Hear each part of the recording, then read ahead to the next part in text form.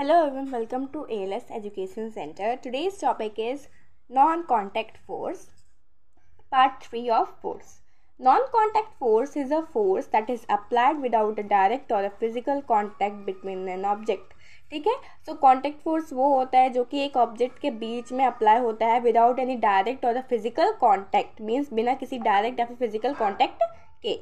For example, a magnet attracts iron nail from the distance, means एक magnet जो है वो अट्रैक्ट कर रहा है एक आयरन नेल को दूरी से. ठीक है, सो ये क्या हो गया हमारा एग्जाम्पल नॉन कॉन्टैक्ट फोर्स का. Now it has some types. First is gravitational force, electrostatic force, magnetic force and nuclear force. First is gravitational force. You must have observed that a ripe fruit fall off a tree and fall straight to the ground. आपने ऐसा तो observe किया होगा ना कि जो पके हुए फ्रूट्स होते हैं वो ऊपर से डायरेक्ट नीचे ग्राउंड पे ही एकदम सीधे गिरते हैं. ठीक है. A ball drop by a child from the balcony falls to the ground. एक बच्चे ने बॉल को नीचे फेंका बालकनी से तो वो सीधा जाके ग्राउंड पे गिरा. So there must have some force which act on these objects due to which the object fall towards the ground. So यहाँ पर कोई तो फोर्स होगा जो कि अप्लाई हो रहा है वो ऑब्जेक्ट पे जिससे कि वो डायरेक्ट नीचे ही गिर रहा है. So उसको क्या बोलते हैं? This is a force of gravity. उस फोर्स को हम लोग बोलते हैं gravity. The force which the force with which the earth attract all object toward itself is called gravitational force or the force of gravity. ठीक है, वो force जिससे अर्थ अट्रैक्ट कर रहा है सारे ऑब्जेक्ट्स को अपने तरफ, उसको हम लोग बोलते हैं या तो ग्रेविटेशनल फोर्स या तो बोलते हैं force of gravity. Now all object when let go down fall freely towards the ground. कोई भी ऑब्जेक्ट जब पेड़ से नीचे गिरता है तो वो डायरेक्टली जमीन पे गिर जाता है. ठीक है. The earth's gravity stop object from going on. तो उसकी जो अर्थ की ग्रेविटी होती है उसको कहीं जाने से रोक लेती है, मीन्स जहाँ पर गिरा वहीं खड़ा रहेगा, उधर उधर घूम नहीं पाएगा. ठीक है. When a ball is drop from the height its speed cause increasing. जब बॉल को ऊपर से फेंका गया नीचे तो उसका स्पीड क्या हो गया? बहुत तेज, मतलब बहुत तेजी से वो नीचे आ रहा है. The speed of falling ball of any other object increase because earth applies a pulling force on it which is called the force of gravity. ठीक है, उस ऑब्जेक्ट का जो स्पीड है वो इसीलिए तेज हो गया क्योंकि उस पर क्या कर रही है? अर्थ अप्लाई कर रही है पुलिंग फोर्स. ठीक है, उस पर अर्थ क्या अप्लाई कर रही है? Pulling force. तो उस फोर्स को हम लोग क्या बोलते हैं? फोर्स ऑफ ग्रेविटी कहते हैं. On the other hand, when a ball is drawn upward, when its speed goes on decreasing at its move upward. ठीक है, और उसी तरह अगर हम बॉल को ऊपर की तरफ फेंकें तो उसका स्पीड क्या हो जाता है? कम हो जाता है क्योंकि वो ऊपर की तरफ फेंका गया है. This is because the earth apply a pulling force of gravity on a ball in a downward direction opposite to the motion of the ball.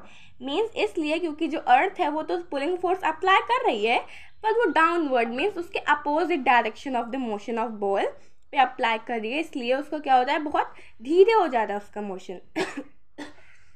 The force of gravity depends on the mass of object and their distance from each other. ठीक है, जो force होता है वो depend होता है mass of the object and distance, means distance कितना है उनके बीच में. Object with large mass have a large force. Object जो ऑब्जेक्ट के पास ज़्यादा मास होता है उसके पास ज़्यादा फोर्स भी होता है. Therefore, an object which have more mass will have more weight. इसीलिए जो ऑब्जेक्ट के पास ज़्यादा मास होता है उसके पास ज़्यादा वेट भी होता है. The force by which earth attracts a body is called the weight of the body on the earth. तो वो the force attract means जो अर्थ फोर्स अप्लाई कर रहा है जिससे कि बॉडी नीचे आ रही है उसको हम लोग बोलते हैं the weight of body on the earth. ठीक है. We measure the weight which a divide known as spring balance. हम वेट को मेजर करते हैं, उस डिवाइस को क्या कहते हैं? स्प्रिंग बैलेंस कहते हैं. Mass of body is measured in kilograms where weight is measured in newtons. ठीक है, mass of body means mass body का कोई भी ऑब्जेक्ट का मेजर किया जाता है किलोग्राम्स में एंड वेट किससे मेजर किया जाता है? या तो न्यूटन से मेजर किया जाता है या तो किलोग्राम फोर्स से मेजर किया जाता है या तो किलोग्राम वेट से मेजर किया जाता है. Okay. Distance between object and the earth also effect gravitational force acting on the object. Means object का डिस्टेंस भी उसको इफेक्ट करता है ग्रेविटेशनल फोर्स को on the object. spacecraft moves beyond the Earth's gravitational force, so beyond atmosphere the gravitational force stop acting on it. ठीक है, space craft क्या करता है, अपोजिट डायरेक्शन में फोर्स अप्लाई करता है, जिससे कि क्या होता है कि अर्थ का जो ग्रेविटेशनल फोर्स होता है वो उस पर अप्लाई करना बंद कर देता है। ठीक है, where's a ball thrown high in air come back to the earth due to the gravitational. अगर बॉल बहुत ऊपर तक फेंका जाए तो क्या करता है, ग्रेविटी उसको वापस खींच के ले आता है। उसमें क्या अप्लाई होता है, हमारा gravitational force. There is a picture given. The gravitational force of the earth hold all the things on it. ठीक है, ग्रेविटेशनल फोर्स जो होती है वही पूरी चीज को, जो भी अर्थ पे है उसको होल्ड करके मतलब रखती है। Second force is electrostatic force. The force exerted by electrically charged body is called electrostatic force. ठीक है, जो फोर्स इलेक्ट्रिकली चार्ज ऑब्जेक्ट से निकाली जाती है, जो भी फोर्स एक्सर्ट होता है उससे, उस हम फोर्स को बोलते हैं electrostatic force. This force act from a distance, therefore it is a non contact force. ठीक है, ये फोर्स अप्लाई होता है डिस्टेंस में, इसीलिए क्या होते हैं, किसके अंदर आते हैं, नॉन कॉन्टैक्ट फोर्स के अंदर आते हैं। Now this electrostatic charge attracts the piece of paper with the force. This is called electrostatic force. ठीक है, कोई भी इलेक्ट्रोस्टैटिक चार्ज अट्रैक्ट करता है तो किसको करता है, pieces of paper, means paper के पीसेस को अट्रैक्ट करता है फोर्स के साथ, तो उसको हम लोग बोलते हैं electrostatic force. Take a small balloon and inflate it. Next, rub it on your hair for a few seconds. Now place it against the wall. The balloon will stick to the wall. This is because of electrostatic force. कोई भी balloon को, छोटे से balloon को लो और उसको फुलाओ, उसके बाद अपने हेयर पर उसको रब करो थोड़ी देर तक, उसके बाद कोई भी दीवार पे उसको रख दो। जब रखोगे तो क्या होगा कि वो दीवार से चिपक जाएगा। क्यों? क्योंकि उसके अंदर क्या हमारा पैदा हो गया है, रब करने से इलेक्ट्रोस्टैटिक फोर्स हो गया है। Now our third force is magnetic force. You have often seen a magnet, आपने देखा ही होगा मैग्नेट को। It attracts iron, nails, pills, keys and other object made of iron, nickel and cobalt.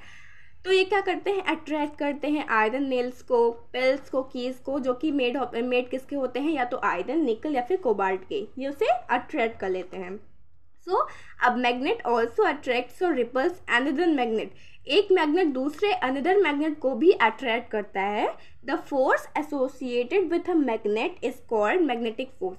जब force जो कि मैग्नेट से attract होता है या तो एसोसिएटेड होता है, उसको हम लोग बोलते हैं magnetic force. Now magnetic force act from a distance, therefore it is a non contact force. ठीक है, तो जो मैग्नेटिक फोर्स होते हैं वो दूर से ही अट्रैक्ट कर लेते हैं एक दूसरे को, इसीलिए किसके अंडर आते हैं, नॉन कॉन्टैक्ट फोर्स के अंदर।